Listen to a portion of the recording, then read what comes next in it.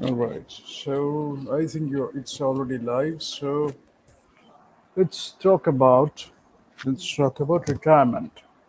Let's have some fun, and this thing.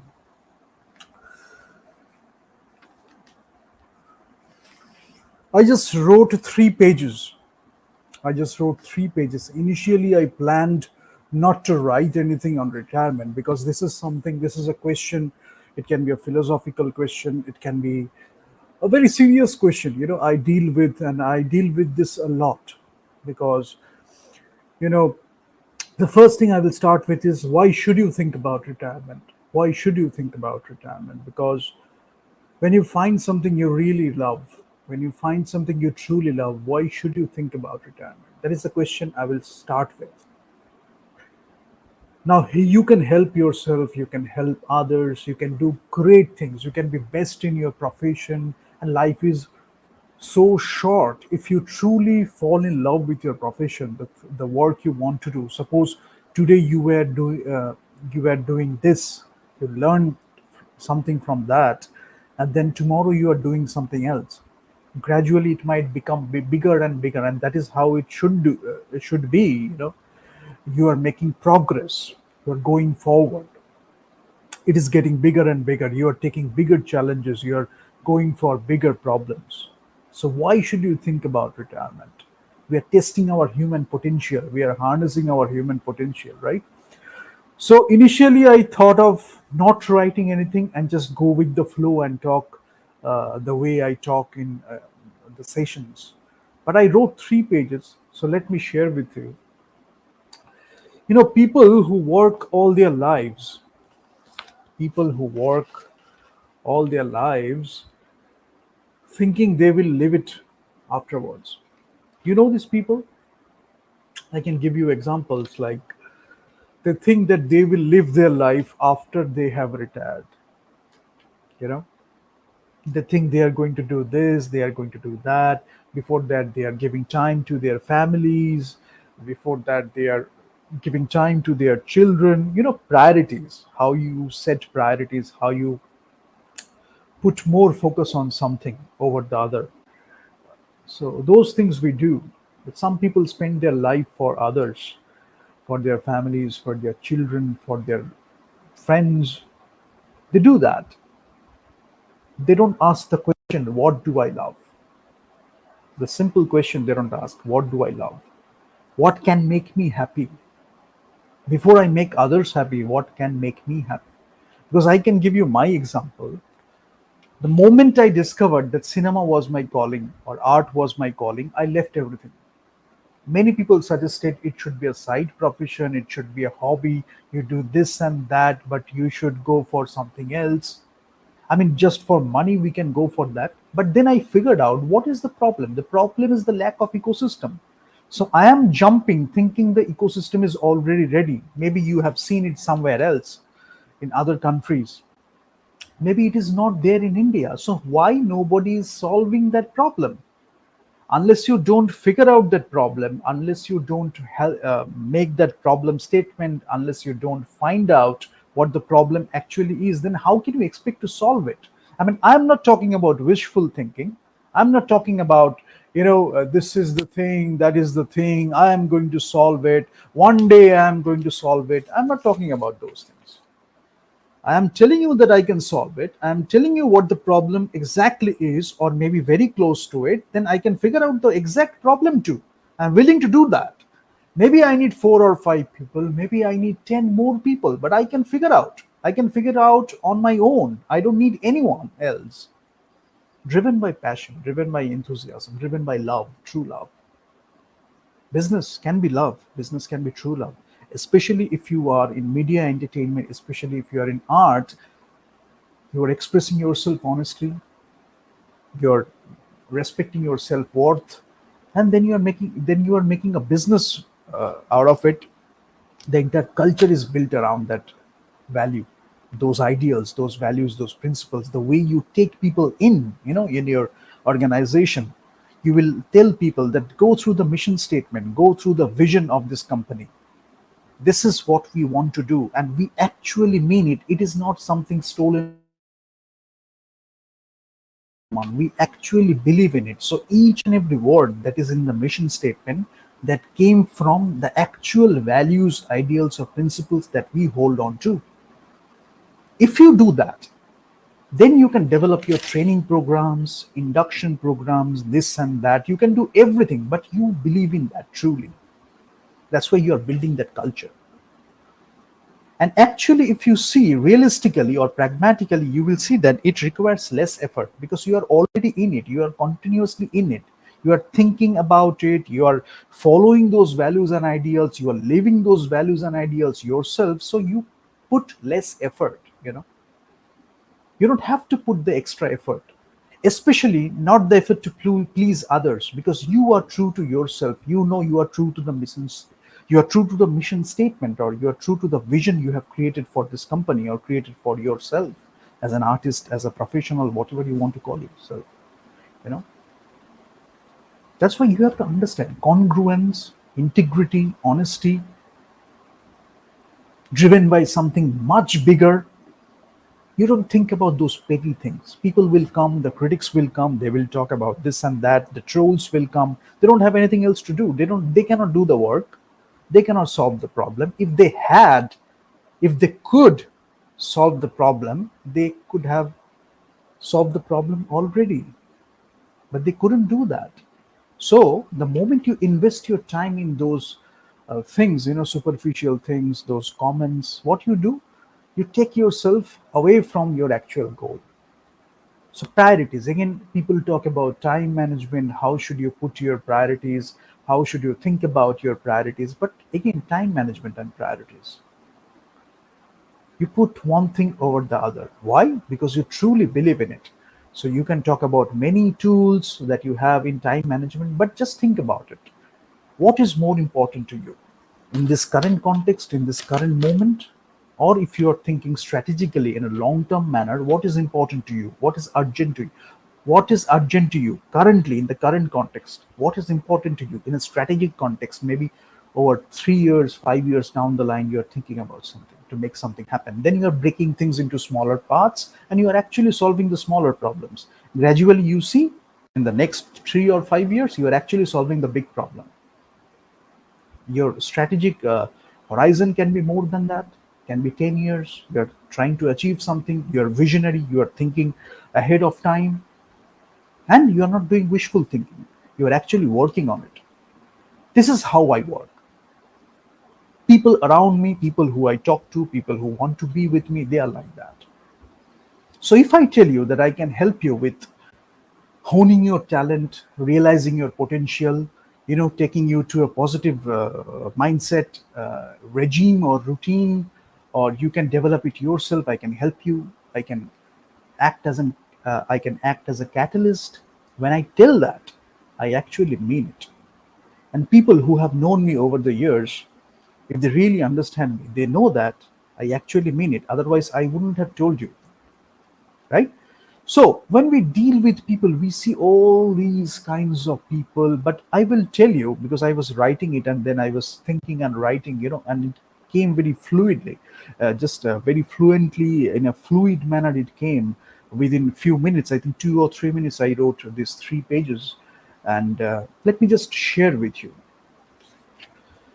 People go through this crisis when you are 25, যখন আমাদের 25 বছর বয়স, around 25, we go through a quarter life crisis. Many people go through some. If you are seeking, if you are exploring, if you are asking deep philosophical questions in your life, then obviously you will go through that phase, quarter life crisis.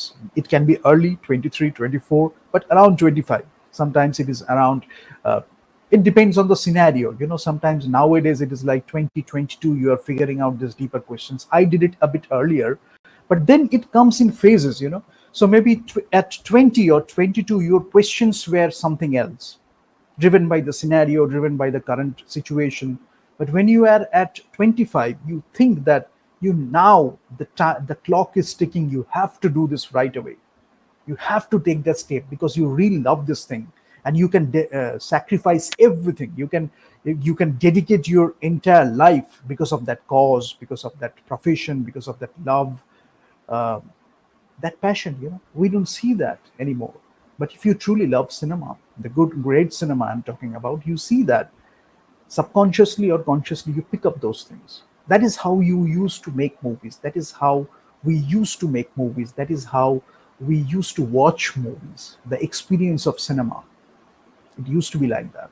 Now you see this and that, making a lot of budget, making a lot of distribution, making a lot of revenue, profit, and all that stuff. But I'm talking about that thing, storytelling, cinema, and those things.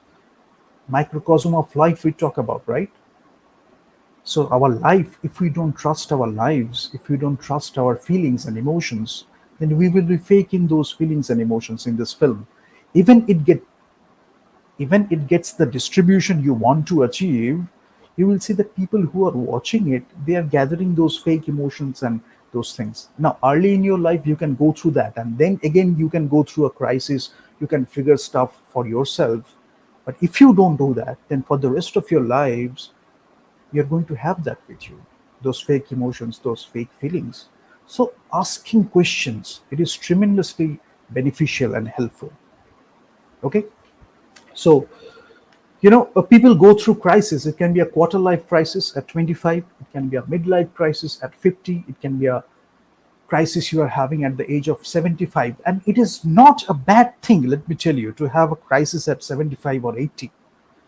I started with something. People spend their lives, they don't think about themselves, they are thinking about others. Suddenly, maybe at 70, at 75, you are figuring out that you need to do something for yourself now. This is the time you should invest. This is the right time you should take an action for yourself, for something you wanted to do maybe many years back. So you can go through that crisis, you can find a solution, you can go through an exploration, you can make things happen at 75, 80. Because I know people who can climb the mountains in 75 and 80. I'm talking about that mindset. So age is just a number, it is not a barrier. You can be in your 70s, you can be in your 80s, sometimes in your 90s. It will be great if you are in your 90s, but nowadays I think many people won't be able to do that. But 70s and 80s, people are jogging, people are taking bigger challenges, they are climbing the mountains, they are doing this and that. The limit is the only limit you are putting on yourself. you know your imagination, you can imagine anything, and you can make anything happen. That is the human potential. That is the human spirit. You can move the faith, can move the mountains. You just have to believe in yourself, and you have to do the work. Unless you do the work, that will be wishful thinking. So there will be a gap. So that's why, um, when you are young, you are beaming with desires, passion, desires to do something, to figure out things, to choose the thing you want to do for the rest of your lives. You do all these things, you ask those questions. Now you can go for freedom. It can be financial freedom you're thinking of. It can be a spiritual freedom I talked about. It can be a creative freedom in your work, in your profession, irrespective of the profession you are in. You can be in a creative profession, and you can think about creative freedom. Obviously, the shackles of the job, you are going beyond it. You can think about that.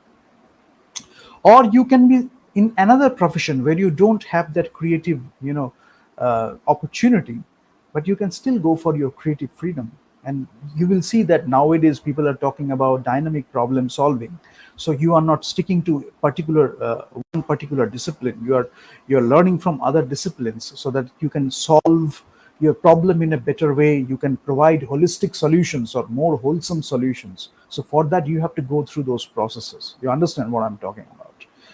So financial freedom, spiritual freedom, creative freedom, artistic freedom, you can think about anything and you can go for it. You can plan, you can meticulously plan, or you can just take the leap of faith, and you know that you will make it right, and you believe in yourself because you cannot go wrong. You have built yourself over the years. You trust in your values and ideals, so you cannot go wrong.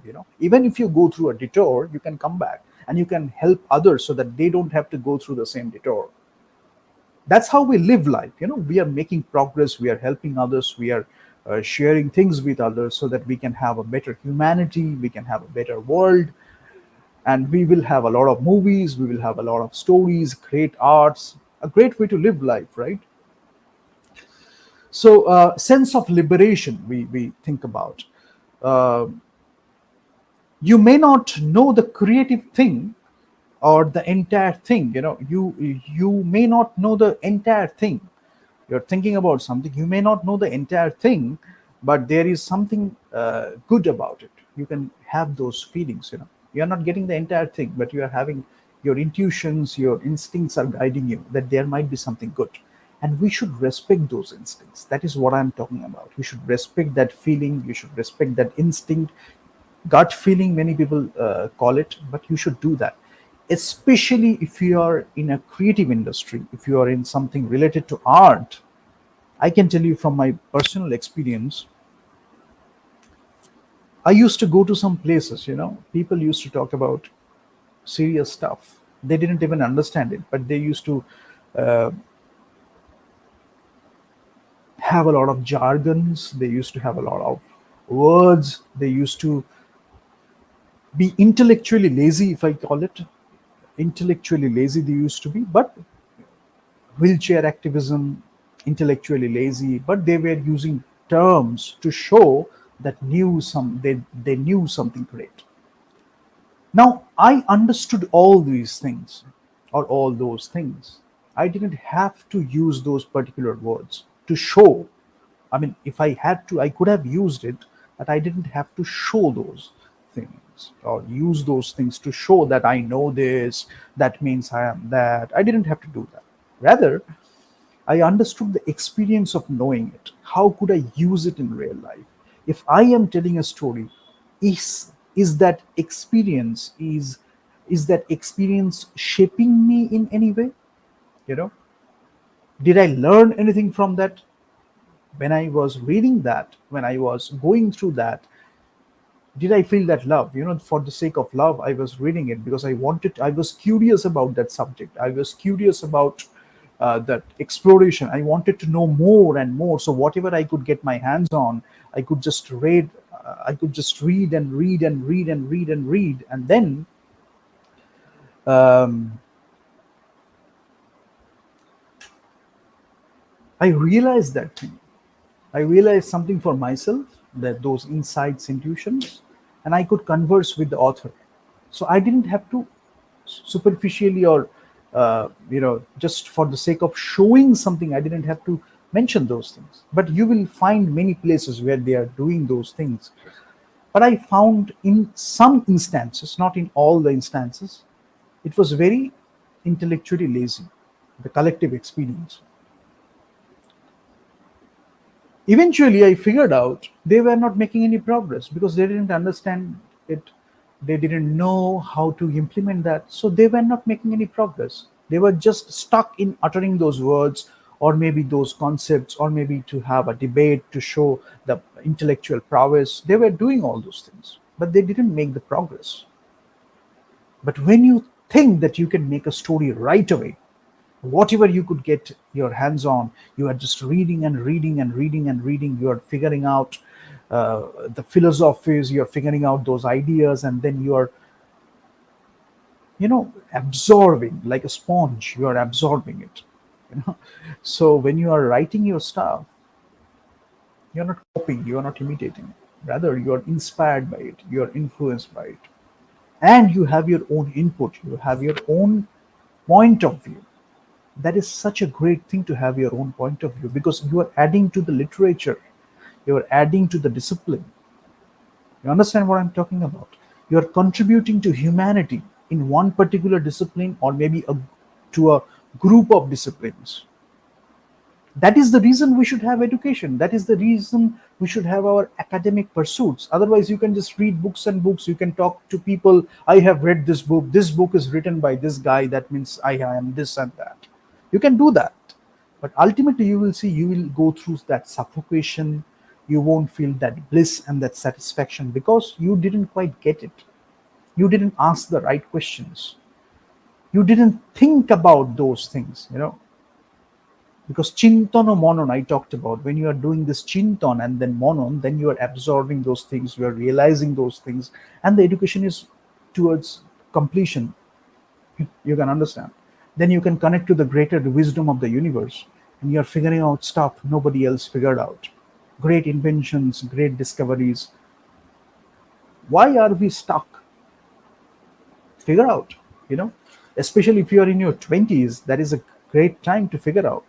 Teenage 20s, you should figure out what you want to do in your life.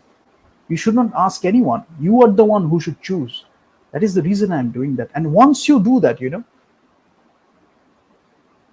maybe 20 years you didn't find one partner or one person who you could trust, who you could stay with. Then after 20 years, 30 years, you are finding a partner. That can be a great story. That can be a great life experience.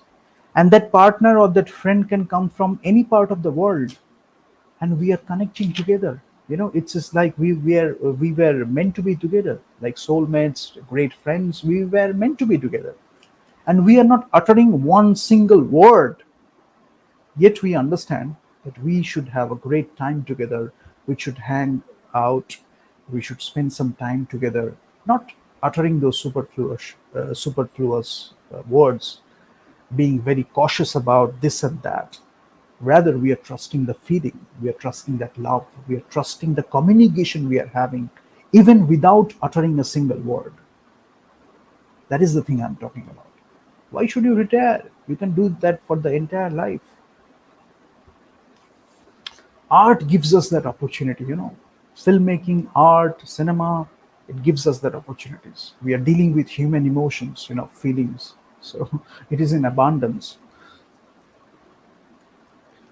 So often we forget to respect our feelings, especially in the Indian culture. It has been shaped like that through, though the elite see the flattery mostly. You will see that influencers are showing the flattery mostly, so the elites see that only.